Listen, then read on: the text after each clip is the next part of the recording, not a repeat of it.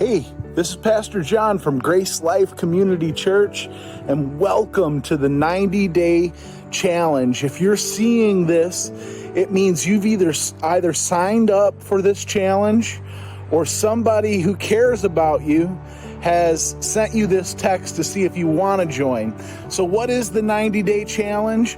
We are going to together go through the entire New Testament over the next 90 days, pray for one another, and every day have a reason to worship God, because we've determined that those three things are critical to growing spiritually.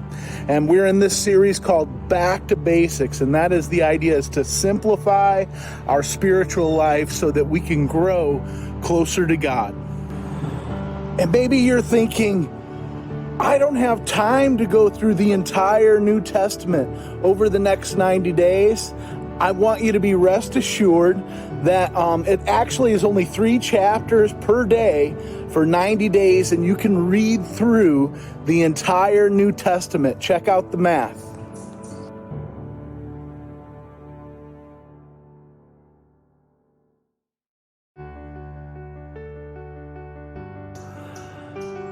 That's right, 260 chapters divided by 90 days is less than 3 chapters a day. So you can do this. I know you can. And if you're still feeling a little intimidated, or maybe you don't feel like you have enough time, I have 2 life hacks for you. Life hack number 1. We live in a wonderful modern world, and you can download onto your phone the YouVersion Bible app. It looks like this.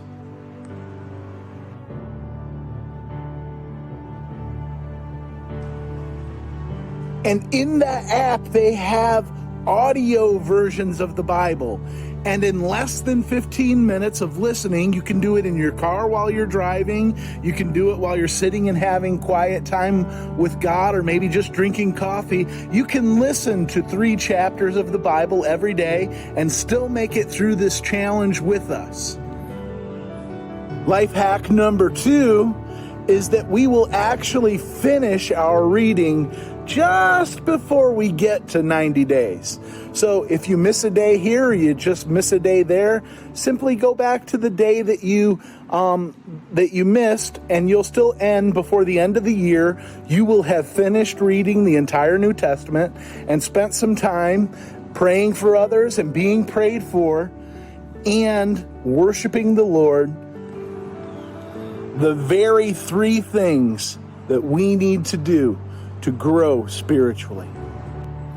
Also, if you'd rather follow along with us on social media, these will be posted on our Facebook page every day for the next 90 days as well. So you can follow along either by being on the text tree, but here's the number for that. So you can text and get on the list. And if not, you can follow along on social media. I like if you're on the text list. That way I have the opportunity to know that you're following along, and I have the opportunity to pray for you by name. So if you want to be on my list, just text your name to this phone number. You can do it right now. Maybe one more important thing to know is this isn't a theology class through the New Testament. This is an obedience class through the New Testament. You see, Jesus told us that we're supposed to go and make disciples by teaching them to obey everything that Christ has taught.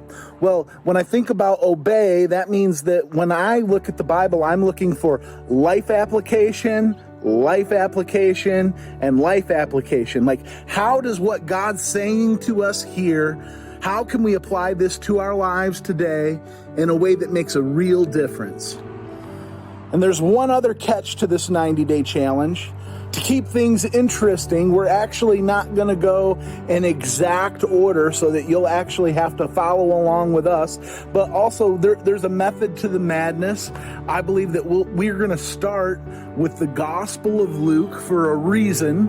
And our first lesson today is going to come out of the first 3 chapters of the Gospel of Luke. So if you want to grab a pen, write that down. So today, at some point, you either need to read or listen to the first 3 chapters of the Gospel of Luke. So are you ready for today's lesson? Here it is. Today's lesson is called Heart Posture. Heart posture. Say that with me. Heart posture. And the reason I want to talk about heart posture is because when you first start reading this Gospel of Luke, you become acutely aware of the fact that you're reading someone else's mail.